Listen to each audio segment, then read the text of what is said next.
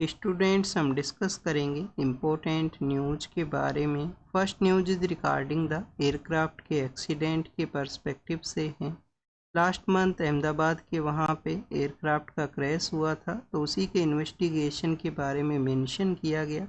Report के अंदर बताया गया है कि फ्यूल का जो कट ऑफ है एक रीज़न हो सकता है एयरक्राफ्ट के क्रैश के रिगार्डिंग में। तो स्टूडेंट्स, आप देखिए कि लास्ट 1 मंथ के अंदर में यूट्यूब एंड डिफरेंट जो मीडिया प्लेटफॉर्म्स हैं उनके थ्रू में काफ़ी सारी जो थ्योरीज हैं उनके बारे में भी डिस्कस किया गया है कि क्या रीज़न हो सकता है जो फ्लाइट का वहाँ पे क्रैश हुआ।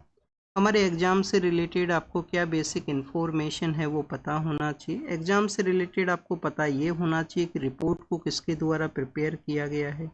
मिनिस्ट्री ऑफ सिविल एविएशन के अंडर में एक ऑर्गेनाइजेशन है, एक जिसको कि हम एयरक्राफ्ट एक्सीडेंट इन्वेस्टिगेशन ब्यूरो के नाम से जानते हैं। तब इस ऑर्गेनाइजेशन को सेटअप किया गया था 2012 के समय इसको सेटअप किया गया। सिविल एविएशन के अंडर में ये वर्क किया करता है और जब भी कोई एयरक्राफ्ट का जो एक्सीडेंट होता है उसको इन्वेस्टिगेट करना है या उसको रेगुलेशन को कैरी आउट करना है तो उनके रिगार्डिंग में इनका जो रिकमेंडेशन है, इनका जो यहाँ पे एडवाइजरी हैं वो एक इम्पोर्टेंट हैं, वो हुआ करती हैं। इसके अलावा आप देखिए कि हमारे यहाँ पे DGCA नाम का भी ऑर्गेनाइजेशन है, director general of civil aviation है, जिनका भी यहाँ पे एडवाइजरी हैं फ्लाइट का जो वर्किंग प्रोसेस है उसके रिगार्डिंग में इम्पोर्टेंट है। नेक्स्ट अगर हम बात करें स्टूडेंट्स, क्या वर्ल्ड के अंदर में भी कोई ऑर्गेनाइजेशन है जो इस तरीके से एयरक्राफ्ट का जो एविएशन सेक्टर है उसको रेगुलेट करता है? तो आप देखिए कि UN के अंडर में एक ऑर्गेनाइजेशन है, ऑर्गेनाइजेशन का नाम है international civil aviation organisation. Headquarter कहाँ पे है ये इसका? ICAO का। आप देखिए कि इसका जो हेडक्वार्टर है वो है कनाडा के वहाँ पे एक मॉन्ट्रियल नाम का जो सिटी है, कनाडा के वहाँ पे मॉन्ट्रियल नाम का जो सिटी है वहाँ पे इसका हेडक्वार्टर सिचुएटेड है। यूपीएससी ने सिविल एविएशन के रिगार्डिंग में एयरक्राफ्ट के पर्सपेक्टिव से कुछ बेसिक क्वेश्चंस भी पूछे हैं प्रीलिम्स के पेपर के अंदर में कि जो एयरक्राफ्ट है वो कौन सा लेयर के अंदर में फ्लाई करते हैं, हमारे एटमॉस्फेयर के कौन से लेयर के अंदर में इनका फ्लाई होता है, क्या ट्रोपोस्फेयर के अंदर में है या मेजोस्फेयर के अंदर में है या स्टूडेंट्स स्ट्रेटोस्फेयर के अंदर में है। तो आप देखिए कि स्ट्रेटोस्फेयर का लेयर के अंदर में इनका फ्लाई होता है, उसके बिहाइंड का रीज़न यही है कि फ्लाई के दौरान में किसी भी तरीके का जो डिस्टरबेंस है वो ना क्रिएट हो। एक और टर्म आपने काफ़ी बार सुना होगा किसी भी एयरक्राफ्ट के क्रैश के दौरान में, एक्सीडेंट के दौरान में, black box. Black box basically क्या होता है? ब्लैक बॉक्स वो हुआ करता है कि एयरक्राफ्ट के अंदर में क्या कमांड है वो दिया गया था उस दौरान में, फ्लाइट का जो कॉकपिट है उसके अंदर में जो पायलट्स हैं उनका आपस में क्या बात था, तो उन सभी का जो रिकॉर्डिंग है वो आपको ब्लैक बॉक्स के अंदर में हुआ करता है, जो भी कमांड वहाँ पे इशू की जाती हैं। क्या जो ब्लैक बॉक्स है वो ब्लैक कलर का होता है? तो मैक्सिममली आप देखिए कि आपको ऑरेंज एंड जो pinkish orange kind of colour का आपको ब्लैक बॉक्स है वो देखने के लिए मिलेगा। तो यही बेसिक इन्फॉर्मेशन आप यहाँ पे रीड कीजिए जो आपके एग्ज़ाम के लिए इम्पोर्टेंट है। फ्लाइट के अंदर में जो टायर्स होते हैं उनमें आप देखिए कि कौन सा एयर है उसको फिल किया जाता है, क्या जो इनर्ट गैसेज हैं, जो नोबल गैस भी जिनको हम बोलते हैं, क्योंकि आप देखिए कि रिएक्टिव नहीं होती हैं एटमॉस्फेयर के अंदर में, उनका रिएक्शन फायर के रिगार्डिंग में कम देखने के लिए मिलेगा, तो क्या उन गैसेज को यूज किया जाता है एयरक्राफ्ट के टायर्स के अंदर में? तो ऐसा बेसिक इन्फॉर्मेशन आप ज़रूर से रीड करना। नेक्स्ट अगर हम बात करें WHO की पर्सपेक्टिव से है, WHO का जो रीजनल ऑफिसेज हैं उसके अंदर में जो बांग्लादेश का जो फॉर्मर पॉलिटिकल लीडर थे शेख हसीना मैम हैं, उनकी डॉटर को आप देखिए कि उसके लिए असिस्टेंट नहीं, रीजनल डायरेक्टर है वो बनाया गया था साउथ एशिया से रिलेटेड। इंडिया ने भी सपोर्ट प्रोवाइड किया था उस दौरान में। काफ़ी बार जो शेख हसीना हैं वो अपने साथ में अपनी डॉटर को कैरी किया करते थे उस दौरान में जब WHO के जो रीजनल डायरेक्टर के रिगार्डिंग में जो इलेक्शंस है वो होने वाले थे। अब आप देखिए कि वहाँ पे जो लोकल अथॉरिटी है बांग्लादेश के अंदर में, क्योंकि लास्ट ईयर अगस्त के समय से पावर का चेंज हुआ है, लोगों के स्टूडेंट्स का मूवमेंट रहा था, उसके अंदर में फॉरेन जो पावर्स हैं उनकी भी रोल के बारे में मेंशन है कि उनके द्वारा उस पावर प्रोसेस को चेंज किया गया। शेख हसीना के द्वारा एलिगेशंस लगाए गए थे कि जो सेंट मार्टिन आइलैंड है जो कि बे ऑफ बंगाल के अंदर में सिचुएटेड है, वहाँ पे जो डोमिनेटेड कंट्री हैं, वेस्टर्न पावर कंट्री हैं, वो अपना बेस है उसको सेटअप करना चाहते थे, उन्होंने उसको डिनाई किया, तो उनके कंट्री के अंदर में इस तरीके से इन्वॉल्वमेंट है वो किया गया। तो सेंट मार्टिन आइलैंड तो आपको ज़रूर से पता होना चाहिए। आप देखिए कि बांग्लादेश का जो सदर्न एक्सटेंशन है, ईस्टर्न सदर्न एक्सटेंशन है, उसी के पास में ये सिचुएटेड है और बे ऑफ बंगाल आप देखिए कि स्टूडेंट्स एक इमर्जिंग एरिया है। इमर्जिंग एरिया इस वजह से भी है, चाइना के भी काफ़ी सारे प्रोजेक्ट हैं, इंडिया भी इमर्जिंग कंट्री है, तो काफ़ी जो डोमिनेटेड जो पावर्स होते हैं चेक एंड बैलेंस को सेटअप करने के लिए काफ़ी बार इस तरीके का अपना जो बेस है उसको बनाते हैं, बेस को डेवलप किया जाता है उनके द्वारा। अभी यहाँ पे जो न्यूज़ ये है कि WHO के जो डायरेक्टर हैं वो लीव के ऊपर में हैं कुछ समय के लिए, उनके ऊपर में करप्शन के जो चार्जेज हैं वो भी लगे हैं उनके कंट्री के अंदर में, एंटी करप्शन का जो यूनिट है उनके द्वारा। एग्ज़ाम के लिए क्या इम्पोर्टेंट है, एग्ज़ाम के लिए नहीं इम्पोर्टेंट है, बट यहाँ पे ये जो इससे रिलेटेड जो एक्स्ट्रा इन्फॉर्मेशन है ये आपको ज़रूर से पता होना चाहिए सेंट मार्टिन आइलैंड के बारे में। कल ही हमने आप देखी कि बांग्लादेश के बारे में एक न्यूज़ को रीड किया था कि जो रखाइन स्टेट का एरिया है म्यांमार के अंदर में, वहाँ से आप देखिए कि काफ़ी सारे जो रोहिंग्याज हैं वो माइग्रेट करते हैं, और बांग्लादेश के अंदर में जो दो जगह हैं जहाँ पे उनका पॉपुलेशन को रखा जाता है, एक तो कोक्स बाजार है और एक है स्टूडेंट्स भासन चार आइलैंड। भासन चार आइलैंड है जो भी बे ऑफ बंगाल के अंदर ही सिचुएटेड है। नेक्स्ट न्यूज़ के बारे में अगर हम डिस्कस करें तो ये फाइनेंशियल इंक्लूजन के बारे में है। हमारी गवर्नमेंट है वो बताते हैं कि 96% जो पॉपुलेशन है उनका फाइनेंशियल सेक्टर के अंदर में एनरोलमेंट इंक्रीज हुआ। प्रधानमंत्री जनधन योजना के थ्रू भी आप देखिए कि एनरोलमेंट है वो इंक्रीज हुआ था। 96% जो पॉपुलेशन है उनके जो बैंक अकाउंट्स हैं वो ओपन किए गए। बैंक अकाउंट ओपन होने की वजह से हमारा जो फॉर्मल जो क्रेडिट का सेक्टर है उसके अंदर में क्या लोग यहाँ पे जाने लगे हैं, क्या बैंकिंग सेक्टर से ही अपना जो लोन है उसको कैरी आउट करते हैं। बट आपको देखने के लिए मिलता है कि हमारा जो अगर हम पिरामिड की रिगार्डिंग में डिस्कस करें तो हमारा जो लोअर सेक्टर है कि जहाँ पे लोगों का जो इनकम है वो 5 लाख से भी कम है, 10 लाख से भी कम है, इस सेक्टर के आज भी जो मैक्सिमम लोग हैं अबाउट 10 लाख के, तो आप देखिए कि आपको फॉर्मल क्रेडिट के थ्रू आपको देखने के लिए मिलेगा उनका प्रोसेस। बट बिलो जो सेक्टर है उसके बारे में बताया गया है कि वो लोग आज भी इनफॉर्मल सेक्टर के अंदर में ही जो क्रेडिट है उसको कैरी आउट करते हैं, उसी को आप देखिए कि वहाँ से जो पैसे हैं वो उठाते हैं लोकल जो साहूकार है, ज़मींदार है, जो भी मनी लेंडर है लोकल एरिया के अंदर में। तो ये सिचुएशन को बताता है कि लोग यहाँ पे क्यों नहीं जाते हैं। हमारे जो फॉर्मल इंस्टीट्यूशन है फाइनेंस के रिगार्डिंग में, जो बैंकिंग इंस्टीट्यूशंस है वहाँ पे एक हो सकता है स्टूडेंट्स की अवेयरनेस ना होना, हेजिटेंसी होना, लोगों में हेजिटेंसी भी देखने के लिए मिलता है। फिर आप देखिए कि काफ़ी बार लोगों के पास में कोलेट्रल है जो जो वहाँ पे मिडिल के अंदर में रखना होता है वो भी नहीं हुआ करता है। बट यहाँ पे डाटाज ये भी बताते हैं कि डेट जो कोलेट्रल फ्री लोन्स हैं वहाँ पे भी लोगों का जो फॉर्मल सेक्टर्स के थ्रू जो लोन लेना है वो नहीं देखने के लिए मिलता है। नेक्स्ट अगर हम बात करें थर्मल, जो हमारे थर्मल पावर प्लांट्स हैं उनके बारे में है। थर्मल पावर प्लांट्स के अंदर में गवर्नमेंट के द्वारा कुछ एग्जेम्पशन प्रोवाइड किया गया है कि 78% जो थर्मल पावर प्लांट्स हैं उनको किसी भी तरीके का जो एंटी पोल्यूशन सिस्टम है उसको इम्प्लीमेंट करने का ज़रूरत नहीं है, जिसको इसमें स्पेशली अगर हम बात करें फ्लू गैस डिसल्फ्राइजेशन का जो प्रोसेस था उसके बारे में मेंशन है। अब फर्स्ट ऑफ ऑल आपको ये पता होना चाहिए कि जो फ्लू गैस है वो है क्या। फ्लू गैस एक रेजिड्यू है, जब भी फ्यूल्स हैं उनको बर्न किया जाता है थर्मल पावर प्लांट्स के अंदर में तो वो एमिट करता है SO2 को, सल्फर डाइऑक्साइड है जिसको एमिट करता है, और मिक्स एटमॉस्फेयर के अंदर में जो मिक्स होने के बाद में सेकेंडरी जो मैटर है उसके साथ में लिंक करते हुए जो हमारे पार्टिकुलेट मैटर हैं, एयर पोल्यूशन है, उसको ये क्रिएट करता है।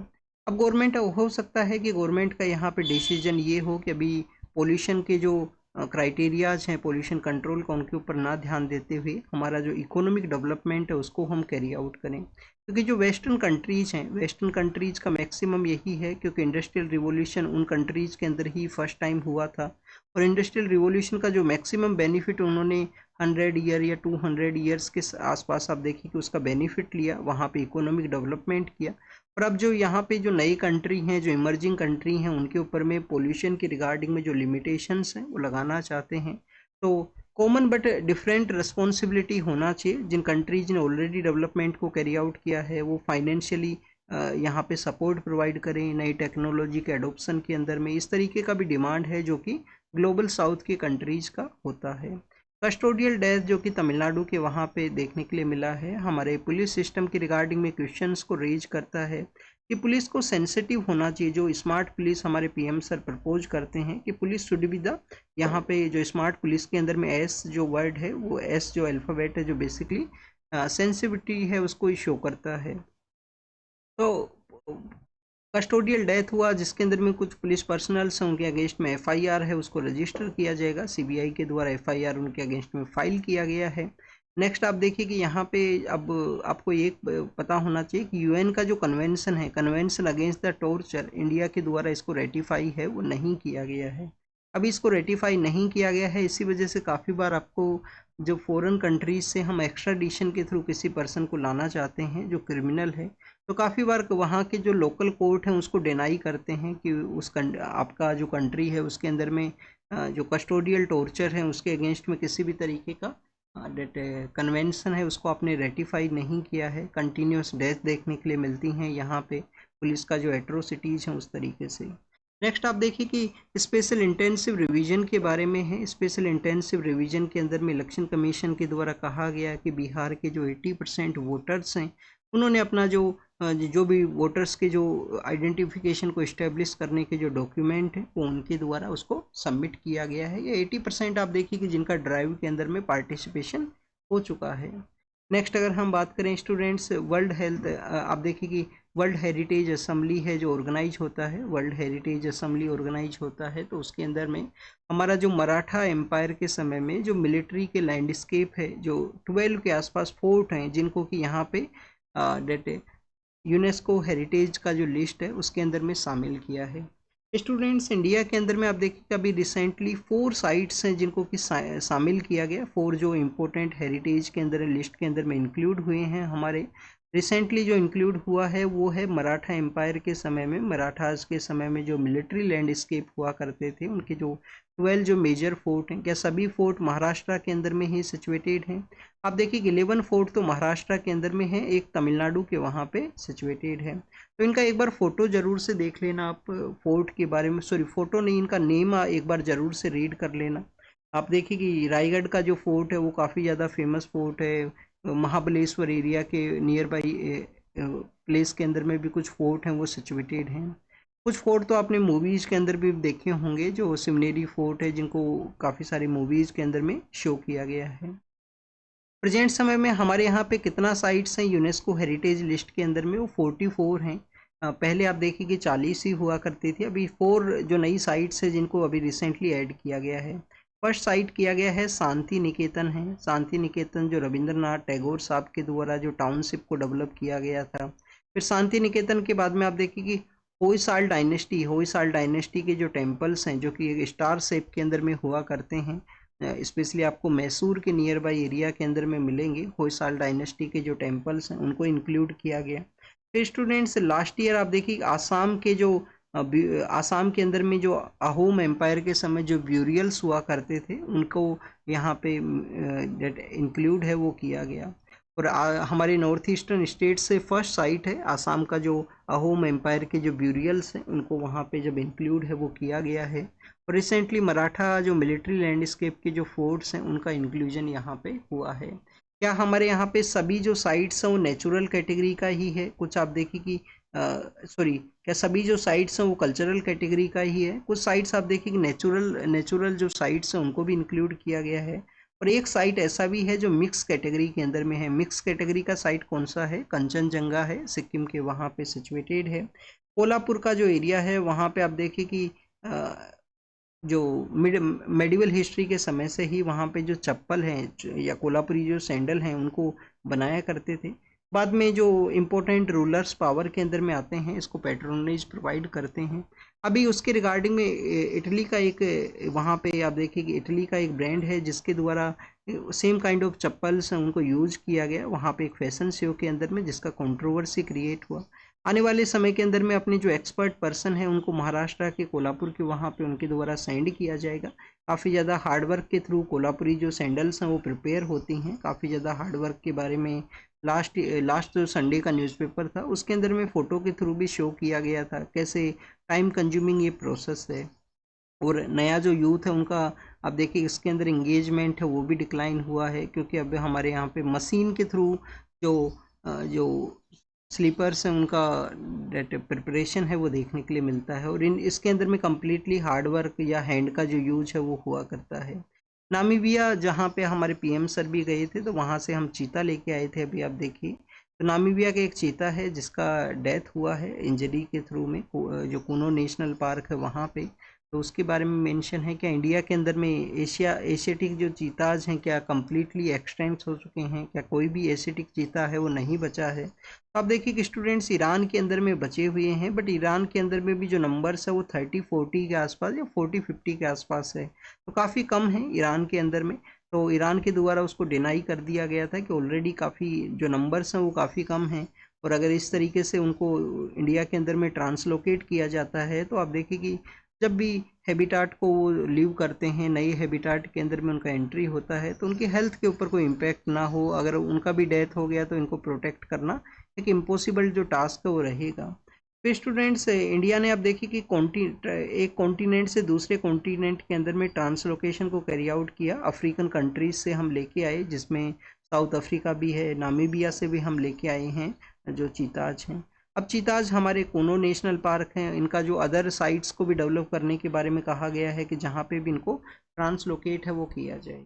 नेक्स्ट अगर हम बात करें हमारे सॉफ्टवेयर सेक्टर के बारे में है। सॉफ्टवेयर आप देखिए कि ministry of electronic and information technology के द्वारा 1991 के समय में 91 के समय में क्या किया गया, software technological park in India को सेटअप किया था। Software technology park in India है उसको सेटअप किया गया। एम क्या था इसका उस समय सेटअप करना, मिटी के द्वारा, मिनिस्ट्री ऑफ आप देखिए कि electronic and information technology, ministry of electronic and information technology. Main M यही था कि आईटी सेक्टर का ग्रोथ हो सके। 90s का जो आईटी सेक्टर का ग्रोथ है, आप देखिए उसी के जो फ्रूट्स हैं वो आपको, उसी का जो बेनिफिट है वो आपको प्रेजेंट समय में देखने के लिए मिलता है। हमारा सॉफ्टवेयर सेक्टर के अंदर में अगर हम बात करें, ये जो सॉफ्टवेयर जो सर्विसेज के पार्ट में आता है, तो उसके थ्रू आप देखिए कि हमारा जो ट्रेड का जो एक्सपोर्ट है वो काफ़ी ज़्यादा है। सॉफ्टवेयर इंडस्ट्री के अंदर में इंडिया एक डोमिनेंट कंट्री है। काफ़ी जो इम्पोर्टेंट हमारे यहाँ पे कुछ कंपनियाँ भी हैं, जिसमें इन्फोसिस आप देखिए कि उसका एक एग्जांपल है कि इंडिया का जो सॉफ्टवेयर सेक्टर का खुद का कंपनी है। टीसीएस भी आप देखिए कि इंडियन ओरिजिन कंपनी ही है। नेक्स्ट अगर हम बात करें स्टूडेंट्स रबर के प्रोडक्शन के बारे में है, जो डोमेस्टिक जो नेचुरल रबर का प्रोडक्शन है उसको इंक्रीज करने का ज़रूरत है, ये स्टेटमेंट के अंदर बताया गया है। रबर बोर्ड का जो हेडक्वार्टर है वो कहाँ पे है स्टूडेंट्स, रबर बोर्ड का हेडक्वार्टर है स्टूडेंट्स कोटायम नाम की एक जगह है। कौन सा जगह है? कोटायम। कहाँ पे है कोटायम? केरल के अंदर में। स्टूडेंट्स अगर आप केरल का जब मैप देखोगे, सपोज कीजिए केरल का मैप है, केरल के मैप के अंदर में आपको देखने के लिए मिलेगा कि काफ़ी सारे जो सिटीज़ हैं वहाँ पे, काफ़ी सारे जो प्लेसेज हैं उनका नेम है वो के साथ में है, के जो अल्फ़ाबेट है उसके साथ में उनका नेम है। आप देखिए कि नॉर्दर्न पार्ट के अंदर में आपको खासरगोड है वो मिलेगा, फिर कोझीकोड मिलेगा जो लिटरेचर सिटी भी है यूनेस्को का जो क्रिएटिव सिटीज़ नेटवर्क के अंदर में। फिर आपको यहाँ पे कोचीन नाम का जो जगह है जिसको कि कोची के नाम से भी जाना करते थे, कोटायम है। कोटायम के अलावा आप देखिए कि आपको कुट्टानाड है जहाँ पे below the sea rice farming का प्रैक्टिस होता है। और जो त्रिवेंद्रपुरम है जो कैपिटल है यहाँ पे केरल का, वो कम्प्लीटली सदर्न पार्ट के अंदर में सिचुएटेड है। तो काफ़ी सारे ऐसे सिटीज़ हैं जो के थ्रू ही जिनका स्टार्टिंग है। कौन कौन से सिटी हैं? खासरगोड है, कोझीकोड है, कोटायम है, कोची है, और कोटायम के अंदर ही रबर बोर्ड का जो हेडक्वार्टर है वो सिचुएटेड है। रबर के रिगार्डिंग में आप देखिए कि केरल के अंदर में प्रोडक्शन होता है, बट हमारे यहाँ पे नए एरियाज भी डेवलपमेंट में आए हैं। नॉर्थ ईस्टर्न जो स्टेट्स है वहाँ पे भी रबर का जो प्रोडक्शन है वो इंक्रीज हुआ है। वेस्ट बंगाल का एरिया है जहाँ पे रबर का जो प्रोडक्शन है वो इंक्रीज हुआ। तो उन नए एरियाज़ को देखते हुए बताया गया है कि ज़रूरत है इस प्रोडक्शन को एक्सेलरेट करने का।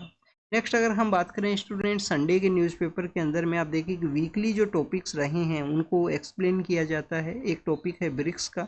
ब्रिक्स का मीटिंग कंडक्ट हुआ था, कहाँ पे मीटिंग कंडक्ट हुआ था? रियो डी जेनेरियो नाम का जो जगह है जहाँ पे अर्थ समिट भी कंडक्ट हुआ था 1992 का, और जिसके काफ़ी इंपॉर्टेंट डेवलपमेंट हैं वो अब प्रेजेंट समय में उसका जो कोप्स हैं वो हुआ करती हैं। तो आप देखिए कि ब्रिक्स का मीटिंग वहीं पे हुआ ब्राज़ील के अंदर में, हमारे पीएम सर गए थे। तो उस मीटिंग के बाद में यूएस के जो पॉलिटिकल लीडर हैं उनके द्वारा ब्रिक्स कंट्रीज़ के ऊपर है आप देखिए कि 10% का जो टैरिफ है उसको इम्पोज किया। ऑलरेडी उनके कैंपेन फेज के दौरान में एंटी अमेरिकन इसको स्टेटस है वो दिया करते थे, ब्रिक्स को एंटी अमेरिकन बताया करते थे। आप देखिए कि ब्राज़ील के ही सदर्न पार्ट के अंदर में एक कंट्री है, कम्प्लीटली सदर्न में नहीं है बट जो लैटिन अमेरिका के अंदर ही सिचुएटेड है, अर्जेंटीना। अर्जेंटीना के वहाँ पे ब्रिक्स का मेंबरशिप इनवाइट किया गया था, बट यूएस के साथ में उनका जो नए प्रेसिडेंट आए, यूएस के साथ में बेटर क्लोजनेस होने की वजह से उन्होंने ब्रिक्स का मेंबरशिप को ही डिनाई कर दिया।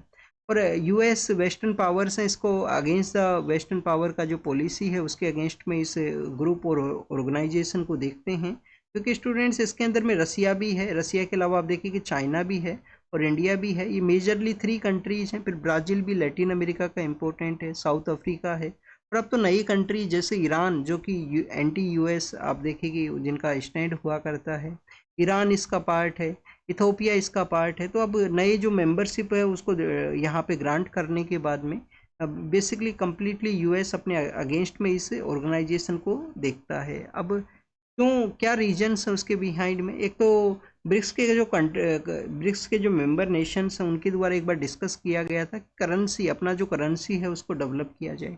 क्या प्रेजेंट समय में करेंसी है ब्रिक्स के मेंबर कंट्रीज का? प्रेजेंट समय में किसी भी तरीके का करेंसी नहीं है जो ब्रिक्स का यहाँ पे जो ट्रेड की रिगार्डिंग में रहे। इसके अलावा आप देखिए कि जो क्रॉस बॉर्डर ट्रेड को कैरी आउट करना है उसके पेमेंट प्रोसेस के बारे में यूएस यहाँ पे ऑब्जेक्ट करता है कि डॉलर का जो प्रेजेंटली वैल्यू है उसको यहाँ पे वैल्यू को कम करने का कोशिश किया जाता है ब्रिक्स के कंट्रीज के द्वारा, अगर डिसीजन आने वाले समय में लिया जाएगा। इंडिया को क्या किसी तरीके का बेनिफिट है इस जो टैरिफ लगाए गए हैं? इंडिया का कोशिश है कि जो ट्रेड का जो डील है वो एग्जिस्टेंस में आए यूएस के साथ में, और ये इस तरीके के जो टैरिफ मोर इम्पोज हुए हैं उसका इम्पैक्ट ना देखने के लिए मिले। रिसेंटली वर्ल्ड बैंक का एक रिपोर्ट आया, रिपोर्ट के अंदर बताया गया कि इंडिया के अंदर जो इनइक्वलिटी है वो रिड्यूस हुआ है। इनइक्वलिटी आप देखिए कि रिड्यूस हुआ है और equal one kind of equal society है वो देखने के लिए मिलता है। अब ये जो इनइक्वलिटी है, क्या ये इनकम के बारे में है, क्या ये वेल्थ के बारे में है? आप देखिए कि कंजप्शन बेसिस के ऊपर में ये जो इनकम है वो बताई गई है। तो स्टूडेंट्स उसके बारे में यहाँ पे मेंशन ये है कि कंजप्शन बेसिस के ऊपर में जो इनकम बताई गई है, आप देखिए कि पुअर पर्सन है, पुअर पर्सन भी अगर वहाँ पे उसके पास में जो मनी अवेलेबल है तो उसके थ्रू वो फर्स्ट जो कोशिश है वो यही रहता है कि जो फूड का जो उनका जो डिमांड है उसको वो फुलफिल कर सके। लिटिल बिट आप देखिए कि हायर जो बेसिक डिमांड है वो फूड का, उसको अगर यहाँ पे मिडिल सेक्टर के अंदर में है, मिडिल इनकम सेक्टर में है तो उसका भी डिमांड यही रहेगा। तो इसका वन काइंड ऑफ जो इक्वलिटी जो बताया गया है कंजप्शन बेसिस के ऊपर में, कंजप्शन बेसिस के रिगार्डिंग में हमारा हाउसिंग सर्वे है उसके जो डाटाज हैं वो एक इम्पोर्टेंट रोल प्ले करते हैं कि कंजप्शन सेक्टर के अंदर में हमारे यहाँ पे इक्वलिटी का जो कॉन्सेप्ट है वो एग्जिस्ट करता है। एक्सट्रीम पॉवर्टी है वो रिड्यूस हुआ है, इनइक्वलिटी है वो अभी आप देखिए कि गिनी कोफिशेंट है वो इसको डील करता है, गिनी कोफिशेंट इनइक्वलिटी है सोसाइटी के अंदर में उसको डील करता है। तो ये बेसिकली इनइक्वलिटी के बारे में था, बट कंजप्शन बेसिस के ऊपर में रिपोर्ट है वो पब्लिश हुआ है। वेल्थ एंड जो इनकम क्राइटेरिया है उसके बेसिस पे इंडिया के अंदर में जो इनइक्वलिटी है उसको मेजर करना वन काइंड ऑफ एक डिफ़िकल्ट टास्क है, वो भी मेंशन है वो किया गया। मिजोरम आप देखिए कि हमारा नॉर्थ ईस्टर्न स्टेट है, कम्प्लीटली जो फार ईस्ट के जो स्टेट्स हैं उनके कम्प्लीटली सदर्न के अंदर में है। वहाँ पे रिफ्यूजी क्राइसिस देखने के लिए मिलता है। क्या इंडिया आप देखिए कि जो यूएन का जो रिफ्यूजी कन्वेंशन है, यूएन का जो रिफ्यूजी कन्वेंशन है, क्या इंडिया उसका सिग्नेटरी है? इंडिया आप देखिए कि उसका सिग्नेटरी है वो नहीं है, ना उसको रेटिफाई किया है। हमारे नेशनल लेवल के ऊपर में भी रिफ्यूजीज़ के रिगार्डिंग में आपको लॉ है वो नहीं देखने के लिए मिलता है। तो स्टूडेंट्स मिजोरम एक तो आप देखिए कंप्लीट सदर्न के अंदर में है, एक पार्ट से उसको म्यांमार है वो शेयर करता है, एक पार्ट से उसको बांग्लादेश अपना बॉर्डर शेयर करता है। तो बोथ कंट्रीज से जो रिफ्यूजी हैं वो मिजोरम के वहाँ पे पहुँचे हैं। अभी म्यांमार के बारे में है कि म्यांमार का जो चिन स्टेट है वहाँ से लोग पहुँचे हैं। उसके बिहाइंड में रीज़न क्या है? उसके बिहाइंड में रीज़न यही है कि म्यांमार का जो मिलिट्री है उनके द्वारा इनके अगेंस्ट में एट्रोसिटी किया गया, जिसका एक न्यूज़ वर्ल्ड के पेज के ऊपर में भी है कि सेंट्रल पार्ट ऑफ म्यांमार के अंदर में मोनेस्ट्री के ऊपर में भी वहाँ का जो आर्मी है उनके द्वारा एक अटैक है वो कर दिया गया। एक रिवर वहाँ से फ्लो करता है, रिवर का नाम है जो ताऊ रिवर है। ताऊ रिवर आप देखिए कि कालधान के साथ में फिर मर्ज करता है। कालधान जो प्रोजेक्ट है मल्टीपर्पज प्रोजेक्ट है इंडिया के नॉर्थ ईस्ट के कनेक्टिविटी के रिगार्डिंग में। तो ये रिफ्यूजी क्राइसिस के बारे में है। इंडिया रिफ्यूजी कन्वेंशन को नहीं साइन करता है। क्यूबा के जो मिनिस्टर हैं उनके अगेंस्ट में सैंक्शन लगाए गए हैं यूएस के द्वारा, तो ये क्यूबा के मिनिस्टर के बारे में है। नेक्स्ट अगर हम बात करें यूके के अंदर में पैलेस्टाइन्स के रिगार्डिंग में जो प्रोटेस्ट किए उनको अब पुलिस के द्वारा अरेस्ट किया गया है। और नेक्स्ट न्यूज़ है स्टूडेंट्स वर्ल्ड वेस्ट बैंक के बारे में। वेस्ट बैंक जो कि आप देखिए कि कौन सा रिवर के ऊपर में वो जो वेस्ट बैंक है वो सिचुएटेड है। क्या वहाँ पे लेबनान रिवर फ्लो करती है या जॉर्डन रिवर वहाँ से फ्लो करती है? तो स्टूडेंट जॉर्डन रिवर का जो वेस्टर्न पार्ट है जो वहाँ पे वेस्ट बैंक सिचुएटेड है, तो उसी वेस्ट बैंक के अंदर में इजराइल का जो डिफेंस फोर्सेज है उनके द्वारा एक पैलेस्टीन पर्सन को मारा गया है, उसका मेंशन है यहाँ पे। फिर आप देखिए कि गजा स्ट्रिप के बारे में है, ट्रू स्टॉक्स के बारे में यहाँ पे डिस्कस किया गया है।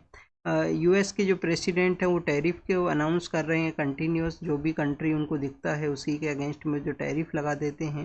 और इसके अलावा आप देखिए कि जो पीके के नाम के जो मिलिटेंट्स हैं उनके द्वारा अपने आप को डिसआर्मामेंट है, जो वेपन्स हैं उनको लीव करने के बारे में बताया गया।